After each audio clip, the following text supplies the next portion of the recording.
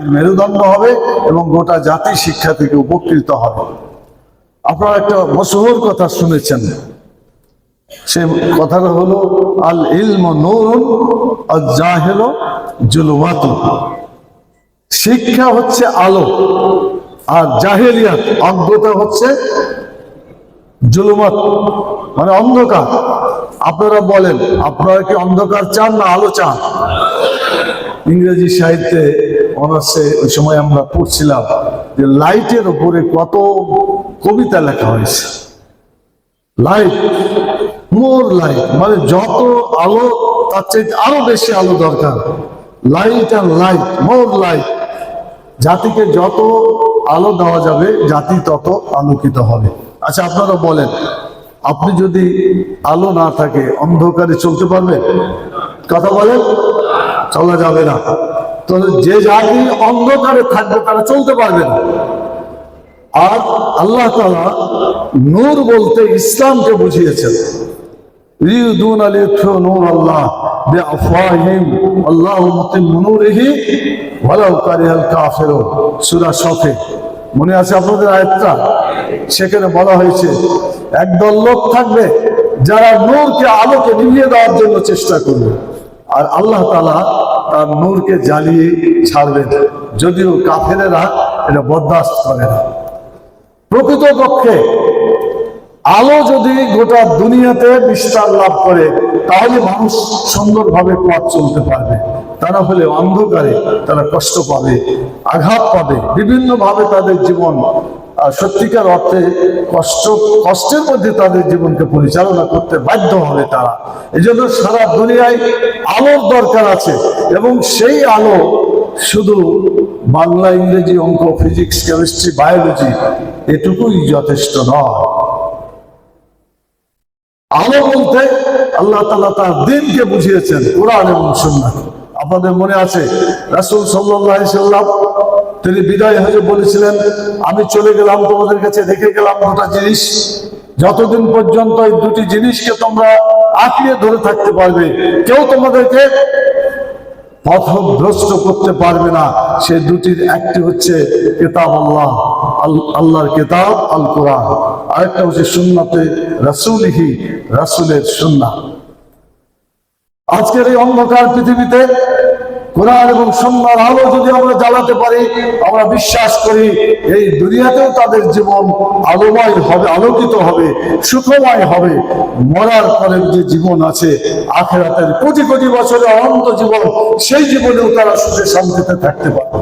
এই জন্য আপনাদেরকে দুনিয়ার যে সমস্ত জ্ঞান আছে সেই সমস্ত জ্ঞানে যেমন ভালো রেজাল্ট করতে হবে, কোরআন সুন্নাহর জ্ঞান আপনাদের মধ্যে তার চাইতে বেশি পরিমাণে ঢুকাতে হবে, যাতে কোরআন সুন্নাহর আলো দ্বারা দুনিয়ার সমস্ত জ্ঞানকে আমরা প্রভাবিত করতে পারি, নিয়ন্ত্রিত করতে পারি। এবং কোরআন সুন্নাহর আলো অনুযায়ী যদি আমরা গোটা মানবতাকে পরিচালিত করতে পারি, ইনশাআল্লাহ সেদিন বেশি দূরে নয় যেদিন রাসূল সাল্লাল্লাহু আলাইহি সাল্লামের সেই ভবিষ্যৎবাণী পূরণ হয়ে যাবে। তিনি ভবিষ্যৎবাণী বলে গেছেন, সময় এমন আসবে যখন এই উপমহাদেশের কথা তিনি বলেছেন যে গাজওয়ায়ে হিন্দ, এবং সেই গাজওয়ায়ে হিন্দ যখন অনুষ্ঠিত হবে এই জায়গায় কিছু লোক শহীদ হয়ে যাবে, কিছু লোক দুশমনদের সাথে হাত মিলাবে, আর কিছু লোক লড়াই করবে, জিহাদ করবে, এবং এই জিহাদ শেষ পর্যন্ত মানে এই যে হিন্দ নামক যে যুদ্ধটা হবে, যে জিহাদের কথা হাদিসে পাওয়া যায়, সেখানে মুসলমানরা জয়লাভ করবে এবং এখানে কোরআন সুন্নাহর আইন দিয়ে এই এলাকা শাসিত হবে ইনশাআল্লাহ। রাসূল সাল্লাল্লাহু আলাইহি ওয়াসাল্লামের এই ভবিষ্যৎবাণী আমরা এটা বিশ্বাস করি 100% সত্য। রাসূল সাল্লাল্লাহু আলাইহি ওয়াসাল্লামের কথা কোনোদিন মিথ্যা ছিল না, মিথ্যা হতে পারে না, এবং এই উপমহাদেশে মুসলমানরা জয়লাভ করবে এবং এই হিন্দের যে যুদ্ধ হবে সেই হিন্দের যুদ্ধে মুসলমানরা বিজয় লাভ করবে। আর এটা বিজয় লাভ করলে কোরআন সুন্নাহর আলোকিত সমাজ একটা গঠিত হবে। এটা তিনি একটা সুসংবাদ দিয়েছেন এবং ভবিষ্যৎবাণী করেছেন। আরেকটা ভবিষ্যৎবাণী হাদিসে পাওয়া যায়, সেটি হলো যে ইহুদিদের সাথে মুসলমানদের যুদ্ধ হবে। যুদ্ধ চলছে না, চলছে। এই যুদ্ধে মুসলমানরা অনেক শহীদ হবে, কিন্তু আলটিমেটলি দেখা যাবে যে ইহুদিরা পরাজিত হবে। হাদিসে ভাবে পাওয়া যায় ইহুদিরা পালাবে, পালাইতে গিয়ে তারা কোনো জিনিসের পিছনে লুকানোর চেষ্টা করবে। হাদিসের শব্দ হচ্ছে হাজারান সাজা, মানে পাথরের এবং গাছের পিছনে তারা লুকাতে যাবে।